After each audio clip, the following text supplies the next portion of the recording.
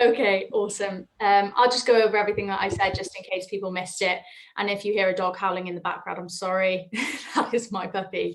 So hi everyone, my name's Chloe and I'm an ethical hacker. I've been doing ethical hacking for just over a year and a half now. Prior to that, I didn't have any technical experience. I did a degree in criminology, so something completely different. And I'm relatively new to the cyber industry. I'm really excited to talk to you all today about what it takes to be an ethical hacker and a journey into a technical role. And I just want to say a big thanks to everyone for attending today. So giving a nod to my degree, I wanted to start things off in a very social scientist way by looking at the statistics about who are the people in cyber. What are the demographics that make up our industry in the UK specifically? And I found this to be quite tricky. I didn't find loads of statistics out there that looked at the demographics of the people that make up the cyber industry in the UK. There's quite a lot on women in STEM, but not so much about breaking down further granular than that. I did find the Decrypting Diversity report, which was produced in 2020 by the NCSC in partnership with KPMG, and it's the first report of its kind to look at diversity within the cyber industry. And it focused on 4 areas of diversity. So that was ethnicity, sexual orientation, gender identity, and socioeconomic background. And for this talk, I just wanted to hone in on the socioeconomic background, just because I thought it related the best to the content today. And this report highlighted target areas that I believe in cybersecurity that we should all be aware of. And also, hopefully it should provide you with some food for thought on what types of people are potentially missing out on some awesome cybersecurity careers. So I'm not going to go into loads of details. So if you wanted to go into the report a little bit more, you can find it on the NCSC website. But the findings suggest that those working in cybersecurity tend not to come from lower socioeconomic backgrounds, with a greater proportion having attended fee-paying schools within the UK. So I thought this was really interesting, especially from my own experience within school, but also when I became an ethical hacker, I started to do a lot of insight events at schools, just trying to raise awareness about what I do amongst children, but especially amongst teachers, because I found that the children didn't know, but maybe even worse, the teachers didn't know what I did, or quite about a lot of different careers that exist within cyber. So I think it's really important that teachers, children and parents recognise the skills that are needed in order to enter the cyber industry. And it also gives them more opportunities, regardless of whether they want to enter the cyber industry on leaving university or when they progress into their professional careers. So a thing that came up quite a lot in my research was a cyber skills gap within the UK. So is there a cyber skills gap? So the Decrypting Diversity report says that the UK faces a widely documented cyber skills gap, which I think you might have seen quite a lot of, because there's numerous of news outlets that report about a cyber skills gap within the UK currently. And digital resilience is becoming increasingly central to our economic and social future, which I couldn't agree more with. Yet this year alone, the Department of Digital Culture, Media and Sport found that 653,300 UK businesses have a basic cyber skills gap, which I thought to be quite astounding, really. So then exploring this a bit more further, getting a bit more in depth, I found this report called Disconnected, which was produced by the Learning and Work Institute in partnership with Ingenuity. And this explores the digital skills gap. So it's worth noting that this is talking about a digital skills gap, not specifically cyber, but I think this overlaps very much so. And it confirms the importance of digital skills within the UK economy, but also helps us to understand those supply and demand issues between the points of view of young people and employers. So young people are digital natives that have grown up surrounded by digital technology, which I couldn't agree more with. And the majority, that's 62%, are confident that they have the basic digital skills that employers need. However, fewer than 1 in 5, that's 18% of young people, are very confident that they had advanced digital skills that employers need. So I thought this was really interesting. Before I found out about ethical hacking, I definitely would have put myself in the not having confidence with advanced digital skills category. For example, I didn't know what coding was. I didn't know how to code. That wasn't something that was taught to me in high school. And it was something that I kind of just picked up when I started doing ethical hacking. And I think it's even more important now that kids are being immersed more in tech, increasingly use more and more advanced tech day to day, but they're not really being taught what's under the hood of that technology. And schools, especially within the UK, not tapping into that potential early on.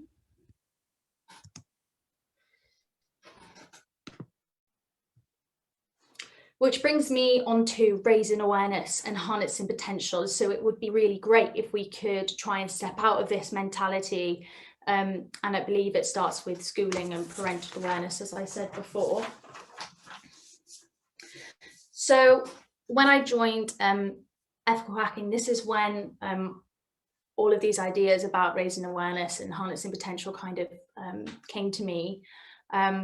Because I'm surrounded daily by some amazing creative minds that want to understand the why of what they're doing all the time. And it wasn't a way of thinking that I was privy to when I was growing up. And that's no one's fault. It just wasn't encouraged within me when I was a kid. And it wasn't something that I just did, like quite a lot of people who are in technical industries have. And I think instead of just encouraging the thinking about the why within chemistry, biology, and physics, the science behind what you're doing, we should start encouraging it within tech as well. Computer science shouldn't just be an option. I think whether that be making it compulsory, I'm not sure, but definitely giving kids more technical skills that are necessary to join the cyber industry early on, even early as primary school. So I'll give you an example of what I'm talking about. This is a very magnified example, but illustrates my point nevertheless. So this is Thomas Suarez. I think I'm pronouncing his last name correctly, but this is him giving a TED talk at 12 years of age. And he is very into app development. So prior to that, he was very interested in playing games on his iPad, but he wanted to understand how these games are working and how he could create them himself. So he set out developing apps. And he developed an app called Bustin' Jeeber, which is a Justin Bieber whack-a-mole game in response to a lot of the kids in his school not particularly liking Justin Bieber. And he released this just before the holidays. And it did really, really well. So if you want to check out his TED talk, I would highly recommend. It's not that long as well.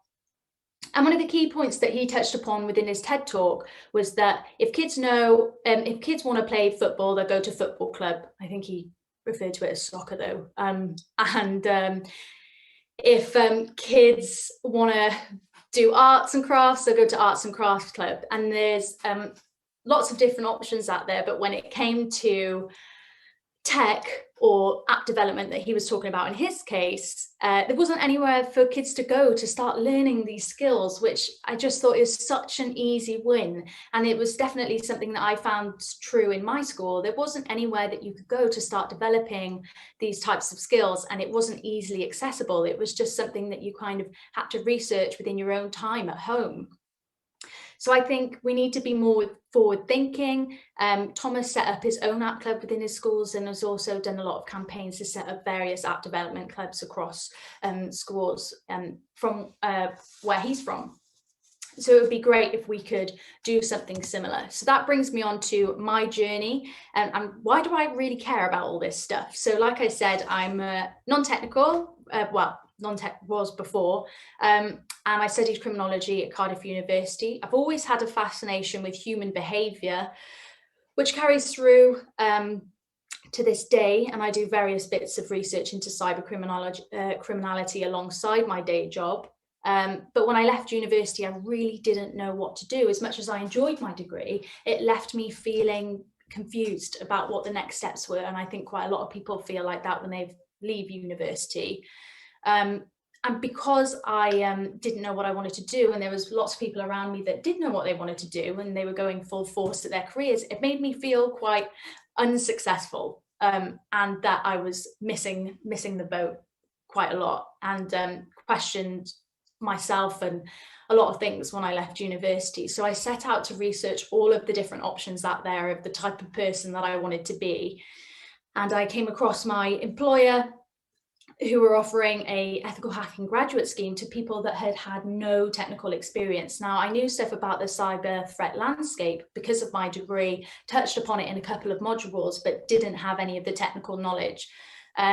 So I decided to go for it. And after a 5-stage interview process, I got the job, which was amazing. But those opportunities don't come around so often. And I know that the opportunity that I was given was they're few and far between for those that have no technical experience. And also, I think I got really lucky in some cases for being in the right place in the right time. They happened to be expanding that team in my hometown. And prior to that, I'd never heard of ethical hacking before. So I'd wish I'd known about it sooner so that I could develop those skills. And this is why I set about raising awareness and doing what I'm doing and giving my talk today. But it hasn't always been a completely easy ride. And this brings me on to imposter syndrome and confidence within my job. And I've definitely suffered from imposter syndrome and confidence when coming into the industry, and still sometimes suffer with it from today. But I've learned a lot. So I wanted to share it with you. So because I'm not your usual techie, and because I haven't really grown up with a huge fascination about computers, I kind of struggled when it came to, am I in the right place, and am I the right person to be doing this job? And from talking from my colleagues who have had similar journeys to me that aren't directly technical, they have shared that they have had similar experiences to me, which I thought was really worth noting. And I think what I've come to learn is that, no, I'm not your usual techie, but I bring a lot of other skills to bear within my job. And if I'm part of diversifying the industry so that it's not just people that have been and developed their technical skills their whole life, but they've gone out and done other things outside of that, and they can bring those to the cyber industry, then so be it. And I'm slowly learning that I am very much a valued member of my team because of my varied skill set, not just being a completely technical person, which is great. So what if somebody wanted to enter the industry? Particularly, I'm going to talk about ethical hacking because obviously that is what I would do. And what should you be focusing on if you want to upskill within this area? So what I wanted to do is just talk about the training program that I was on, which I believe was around 8 months.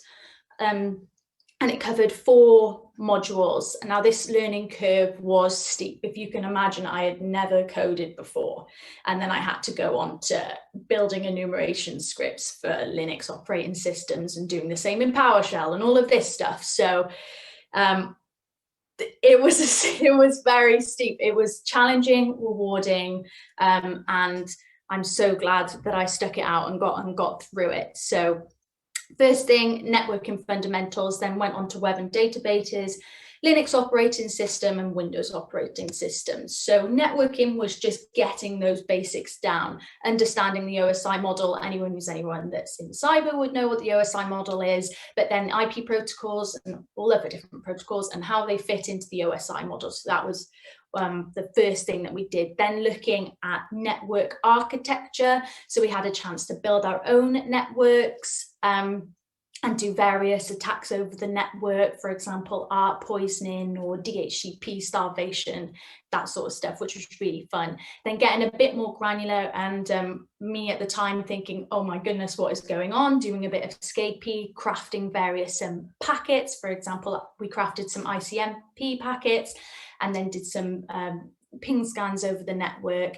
And then analyzing different network packets using Wireshark, which becomes really handy later on.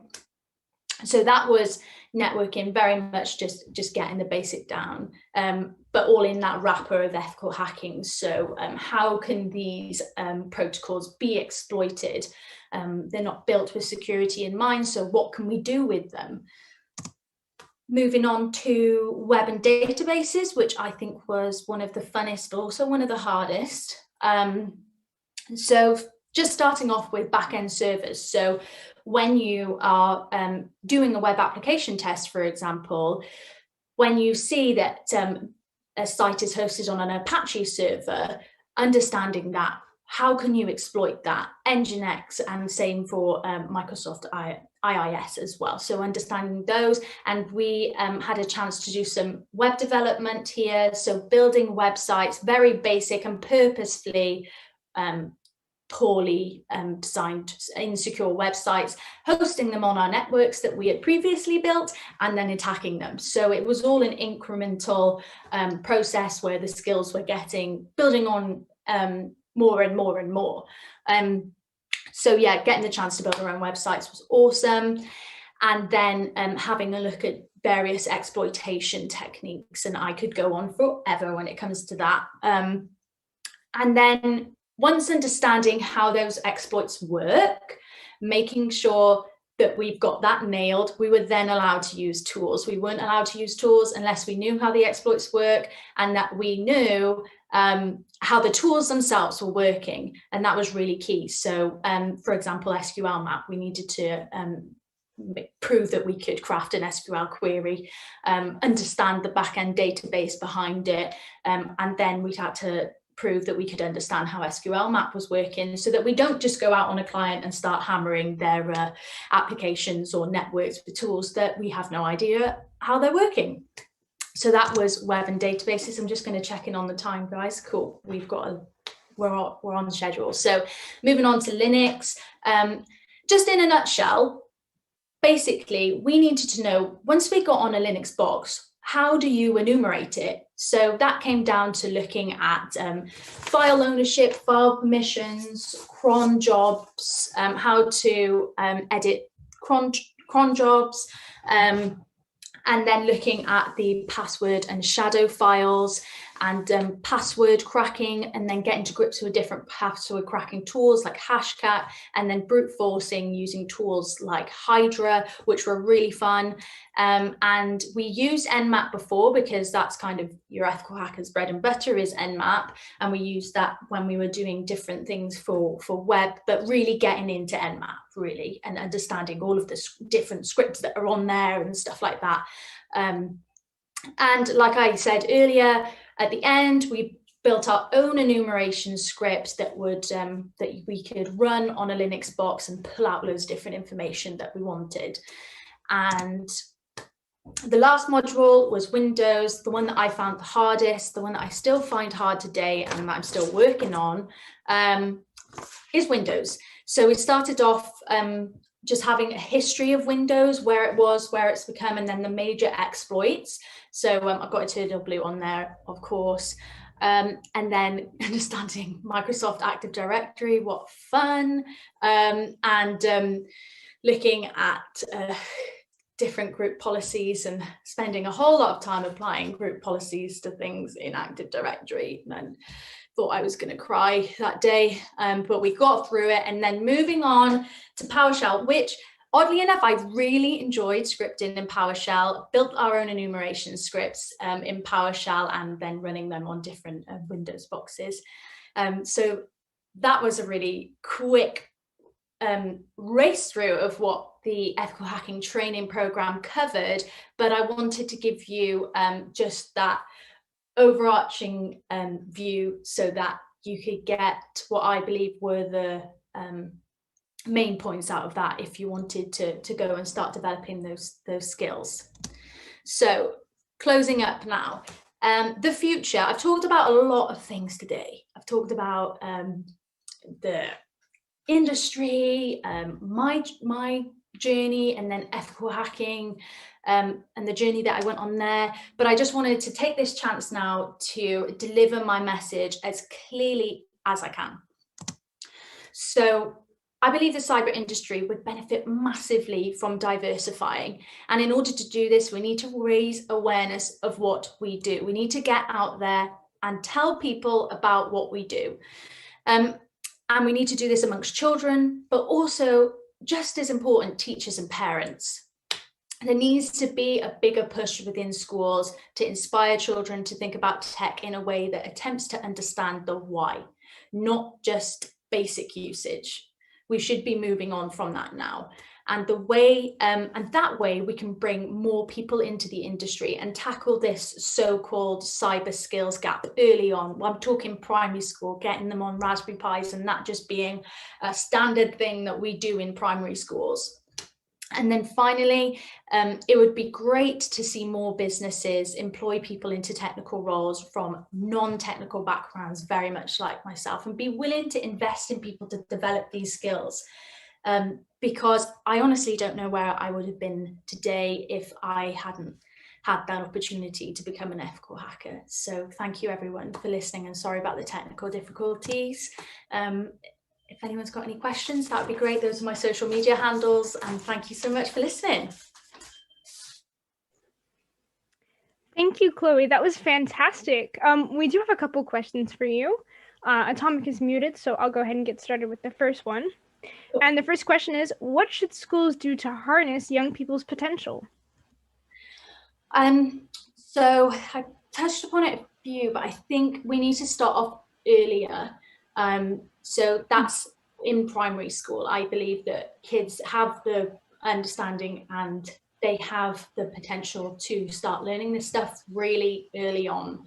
And making it fun. So for example, I said about Raspberry Pis, and I think that maybe even teachers, when they're in teacher training or something like that, they need to be aware of how important these skills are as well.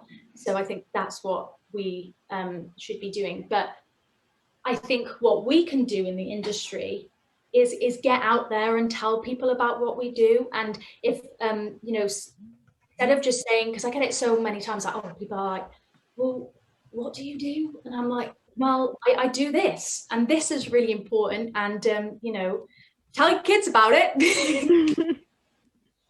So yeah. So Mike, would you like to introduce the second question? Sure.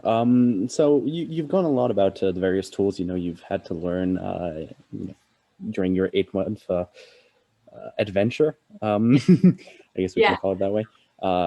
So now that you've gone through those tools that are a bit of a groundwork, that are a little bit more interactive, etc., what are the most common tools you would use now as an ethical hacker? Yeah, great question. Depends on the engagement, but let's just take web application testing. Burp is very much a tool that we use all the time. If we're doing an inf test, it's Nmap. So heavily rely on Nmap for that. Just makes life so much easier. And yeah, red teaming, things like Nessus or Cobalt Strike, which are the ones I didn't mention before. So it very much depends on the engagement that you're on, but I would say Burp is the number one, closely followed by Nmap. Awesome. We might have another one coming in clutch. Yeah. Well, you can ask it. Okay, so I'm just going to ask it. I won't type it out. So do you have any advice for aspiring ethical hackers or women specifically looking to get started in technology or ethical hacking? Yes. I will take this question as what advice I would give myself starting out. So when I was doing the interview process, I remember being like, right, okay, what's coding? What is this all about? So start there. Start getting that understanding of coding and getting comfortable with that way of thinking, because it's very different. So that's where I would start if you haven't had exposure to that already. If you have, then start researching different types of resources that can help you when it comes to understanding how to think like an ethical hacker. Now, I think if you're a beginner, things like Hack the Box might be a bit too hard, but it wouldn't hurt just looking at different YouTube videos of how to complete different exercises that are out there. There's so many different resources that you can find, and I wish that I had known about them before I'd applied, or if I wanted to get into it. What else would I say? Oh, and then just like basic, how do you build a computer? That would really help. What are ports? Like that basic stuff. So yeah. Awesome. Yes, thank you so much for your time and your talk. It was fantastic. Lots of good feedback there. Awesome. I'm so sorry about the technical difficulties. Oh, no worries. It happened. So it's okay. Yeah. Thank you so much, guys. Thank you again.